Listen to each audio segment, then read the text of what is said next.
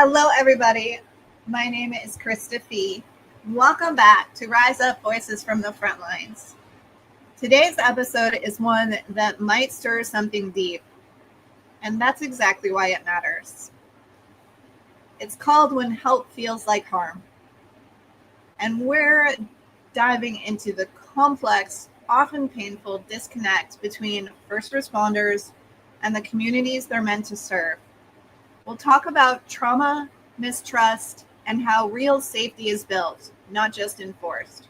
We'll talk about how we begin to see each other as human again. The historical gap.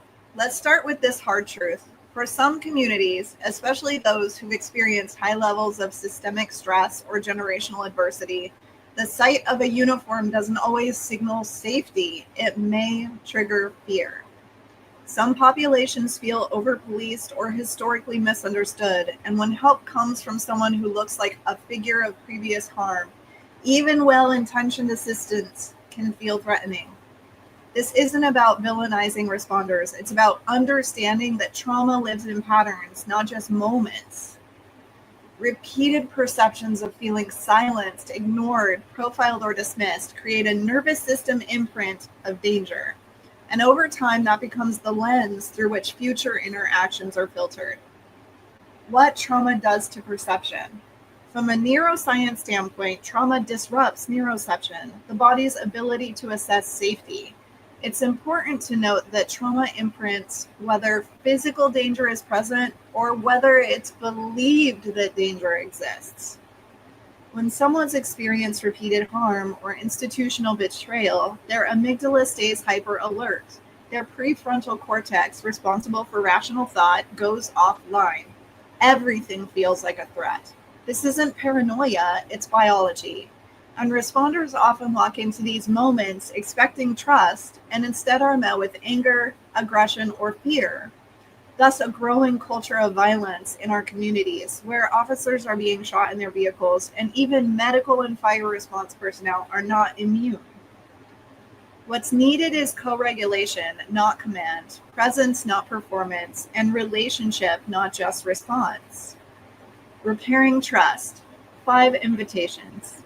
If you're a responder or someone working in systems meant to serve, here are 5 trauma-informed ways to begin rebuilding trust, along with what they look like in action. And we will take this from a community standpoint as well in another episode. So this is not a one-sided podcast.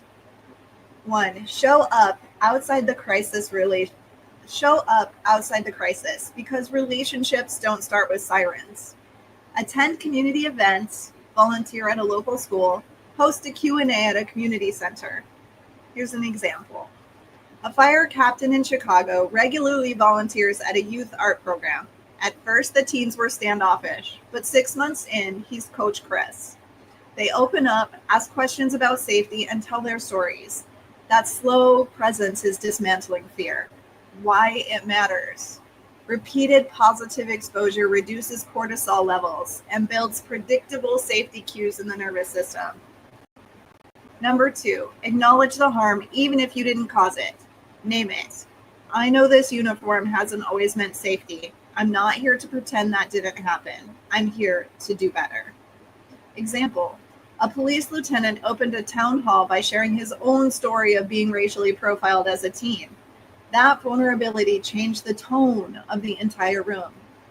Science says acknowledgement activates the anterior cingulate cortex, helping regulate pain and emotional processing. It says you're not crazy, that did happen. 3, regulate yourself before you respond. Do your own nervous system check before engaging.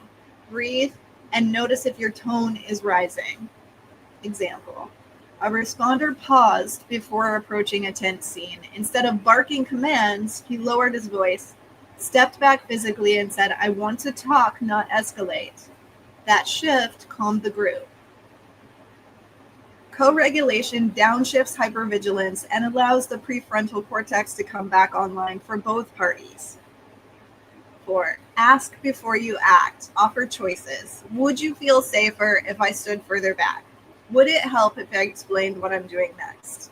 An example, a paramedic asked a frightened teen, "Can I put my hand on your shoulder?" The teen nodded slowly. That one question preserves agency and reduces shutdown. Research shows that autonomy strengthens ventral vagal tone, a biological marker of safety and connection. 5, create a shared language. Let the community co-create the language and the plans around safety. So you're not dictating, you're collaborating. An example, in a rural town, responders partner with faith leaders and youth advocates to design evacuation flyers. The tone was community first, not command heavy. People actually read them and used them. Why it matters. When people have a voice in their own safety, they are more likely to trust, remember, and engage. These practices don't require perfection, they require presence, and over time they become the foundation of trust. How crisis pods are used as bridge builders. RISEUP Phoenix Trauma and Crisis Institute is doing a fundraiser for crisis pods, and they're more than supply units, they're relationship tools. Each pod includes nutritional, medical, and critical needs supplies, emotional first aid kits, trauma-informed resources for both responders and the public, and community outreach kits for pre-crisis education and planning. We bring resources before disaster strikes because trust starts long before the 911 call. Support the mission. We're currently raising $50,000 to equip our next crisis pods in Texas and Chicago. If this work resonates with you, I invite you to join us. Help us build real safety, not just presence, but partnership.